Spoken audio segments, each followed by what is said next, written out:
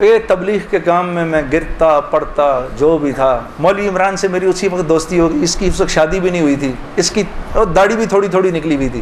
یہ مرکز میں مجھے نظر آتا تھا, بہت پیارا سا نوجوان. اس کو بھی میرے سے تھوڑی سی محبت ہو گئی, میری بھی اس سے محبت ہو گئی. نئی نئی چیزیں مجھے وظائف وغیرہ بتاتے رہتے تھے. ایک وظیفہ اس نے مجھے بہت پہلے بتایا تھا, وہ مجھے آج دن تک یاد ہے. یا معزو, جو بھی 41 دفعہ جمعے کے دن مغرب کی نماز کے بعد پڑھے گا, اللہ اس کو اتنی عزت عطا فرمائیں گے کہ لوگ جب اس کا نام لیں گے تو دانتوں میں انگلی ایسے داب لیں گے. اللہ نے اتنی عزت دے دی اس آدمی کو. ہاں, یا معزو, یاد رہ جائے, سب شروع ہو جاؤ, سب پڑھ لو انشاءاللہ. اس کو کرتے کرتے میں نے آخر ارادہ کیا, چلو جی میں اب 4 مہینے لگاتا ہوں. اب 4 مہینے پہ جانا چاہیے, کیونکہ دیکھو تبلیغ میں جب تک 4 مہینے کا کورس نہیں کریں گے اس وقت تک جو ہے وہ بات سمجھ میں نہیں آئے گی. داڑھی کبھی بڑھے گی, کبھی چھوٹی ہو جائے گی, ہاں کبھی سر پہ ٹوپی آئے گی, کبھی اتر جائے گی. 4 مہینے لگانے ضروری ہوتے ہیں, ٹھیک ہے, کام کو سمجھنے کے لیے. کیونکہ پہلے 40 دن جو ہے وہ دنیا کا جو ہے نا وہ رنگ اترتا ہے پہلے 40 دن میں. ہاں, زنگ اترتا ہے پہلے. پھر اگلے 40 دن کے اندر تبلیغ کا تھوڑا رنگ چڑھتا ہے. پھر اس سے اگلے 40 دن میں کچھ اللہ کی معرفت نصیب ہوتی ہے, کچھ تعلق بنتا ہے جا کر. پھر اگر وہ جڑا رہے تو پھر اللہ اس کو سوسائٹی پروف بنا دیتا ہے, اس کے اوپر لوگوں کی باتوں کا اثر نہیں ہوتا. ہاں, پھر ایسے لوگ جہاں بھی جاتے ہیں ماحول بن جاتا ہے, خود بخود ہی ماحول بن جاتا ہے.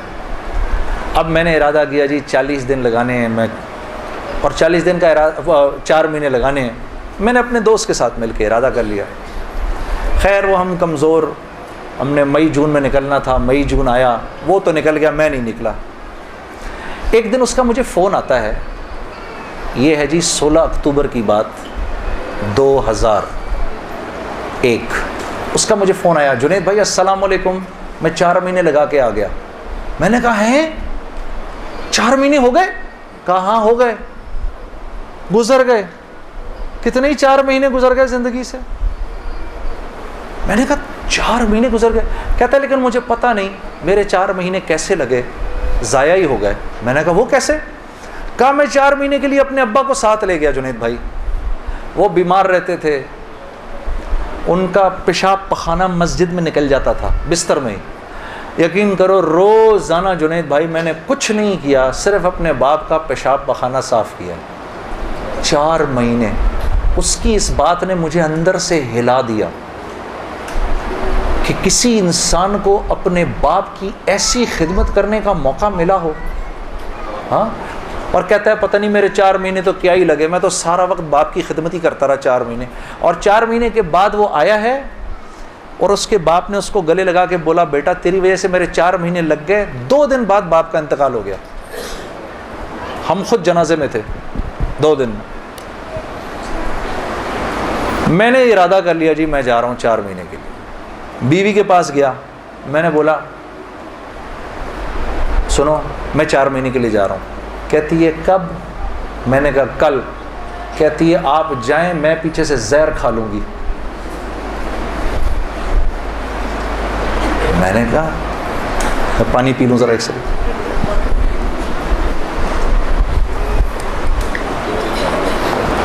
میں نے کہا یار اب میں سوچ رہا ہوں یار یہ چانس لیا جائے نہ لیا جائے, موقع تو بہت اچھا ہے.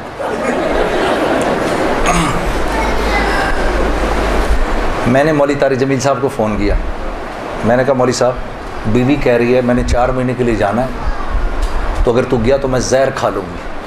کہتے ہیں یار میرا 30 سال کا تجربہ ہے, یہ اتنی بیوقوف نہیں ہے ان میں سے کوئی بھی. تو ایسے کر آج رات کو کھانے کے وقت نا ایک نوالا توڑ کے اس کے منہ میں ڈال دے. میں نے کہا مولوی صاحب یعنی میری بیوی نوالا توڑ کے میرے منہ میں ڈالے؟ نہیں, تو نوالا توڑ کے اس کے منہ میں ڈال. اب یار دیکھو میرے والد صاحب ہیں پٹھان, ماں ہندوستانی ہے, والد صاحب تو پٹھان ہے. اب پٹھان اپنی بیوی کے منہ میں نوالا ڈالے.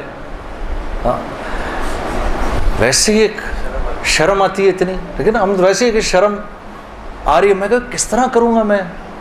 اب ہم بیٹھے ہوئے میں کھانے پہ بیٹھے, مجھ سے کہہ رہی ہے آپ کھا کیوں نہیں رہے؟ میں نے کہا کھاتا ہوں. آخر میں نے دعا پڑھی, جل تو جلال تو صاحب کمال تو, آئی بلا کو ٹال تو, نوالا بنا کے بیوی کے منہ میں ڈال دیا. وہ ایسے جھیپ سی گئی. یہ کس نے سکھایا آپ کو؟ میں نے کہا مولوی طارق جمیل صاحب نے. مجھے تو پہلے ہی پتا تھا کہ یہ ہونا کچھ نہیں اس سے. کہتی ہے ویسے آپ کی پوری تبلیغ میں نا ایک وہی آدمی ٹھیک ہے. کام کیا ہے آپ کو؟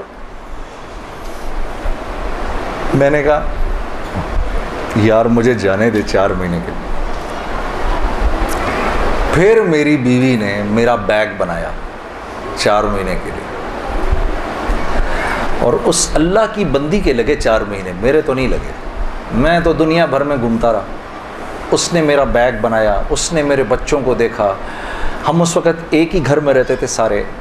میرے ماں باپ کی خدمت اس نے کی, اس نے دیکھا ان کو. گھر کی بڑی تھی وہ, بڑی بھابھی تھی, باقیوں کو بھی اس نے دیکھا. پیسے میرے پاس نہیں تھے کیونکہ میں تو کاروباری چھوڑ دیا تھا, پیسے بھی نہیں تھے. میں نے اس سے پوچھا بھی نہیں عائشہ تو کیسے چلائے گی یہ سب کچھ؟ اللہ جانے اس نے کیسے چلایا. اللہ اس کو جزائے خیر دے, اللہ اسے خوش رکھے. اور میرے 4 ماہ لگ گئے, اس طرح لگے. تو گھر والی کا ذہن بنے گا نا تو کام بنیں گے, اور اگر گھر والی کا ذہن نہیں بنے گا تو کام نہیں بنیں گے, خراب ہو جائیں گے. کیونکہ یہ دعوت کی لائن ایک ایسی لائن ہے جس میں اللہ نے عورت اور مرد کو ساتھ رکھا ہے. باقی معاملات میں عورت کو پابند کیا ہے شوہر کے مشورے سے, کہ شوہر کے مشورے سے کرو باقی سارے کام. الرجال قوامون علی النساء, پوچھ کے کرو, مشورے سے کرو. دعوت میں برابر کے ہو تم لوگ. بلکہ حضرت خدیجۃ الکبریٰ کی کتنی بڑی وجہ بنی رسول اللہ صلی اللہ علیہ وسلم کی تقویت کے لیے. حضرت خدیجۃ الکبریٰ کتنی بڑی تقویت بنی کہ فرمایا کہ میں پتہ نہیں کتنی بڑی, میرے پہ چادر ڈال دو. یا رسول اللہ آپ گھبرائیے نہیں, آپ تو لوگوں کو کھانا کھلاتے ہیں, غریبوں کے ساتھ نیکیاں کرتے ہیں, آپ تو ضعیفوں اور مساکین کا خیال رکھتے ہیں, ان کی پاسداری کرتے ہیں, اللہ آپ کو ضائع نہیں کرے گا.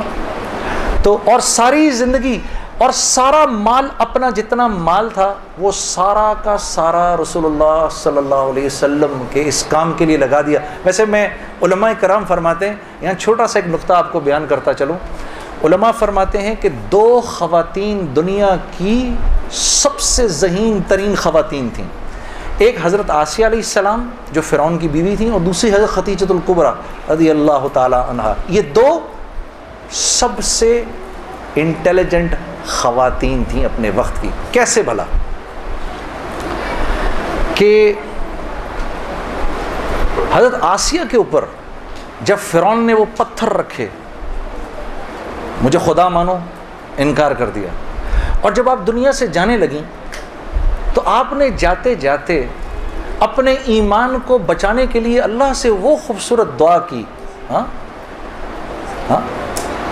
ضرب اللہ مثلا للذین آمنوا امرأۃ فرعون.